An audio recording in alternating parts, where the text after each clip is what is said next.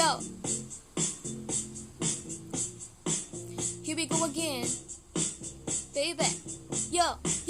Yo, dun sa room ang daming girly, may grupo lang na friends, kaibigan, secretary, trio pa, vice president, madami ring chismosa, kala mo ambasador, group of girls ang nasa CR, meron pang bantay sa door, boys di kaya ang guard, lumusot na sa backyard, at ang sabi niya di daw kaya yung math na die hard, kasi naman may flashcard, may absent pa na sign, at syempre may pirma pa yon pag late naka-recite.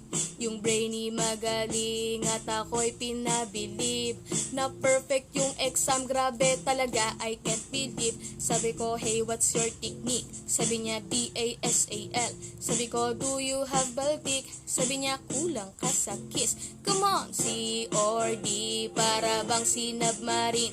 Grades mo by bitin pa rin, ba't bitin pa rin? Wag ka lang talagang tamarin, para pasak ka pa rin, pasak ka pa rin. Tinawagan ako ng GC, may project na kami, Calambad at Laguna, yo, is the place to be. Yung classmate ko na nerdy, tahimik sa gitli, yung mommy nasa Germany at yung daddy nasa C. Kagrupo ko yung bully, kamukha mo daw yung pitbull. Doon kami sa bahay ng kaklase kong smart and cool.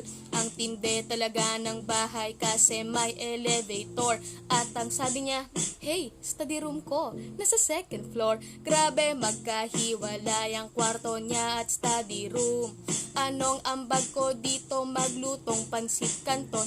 Sabi nila, we got this bro, swerte ko ang smart ng team. Di na ba mabubulok ang grades kong sinasubmarine? Come on, C or D, para bang sinubmarine. Grades mo by bitin pa rin, ba't bitin pa rin?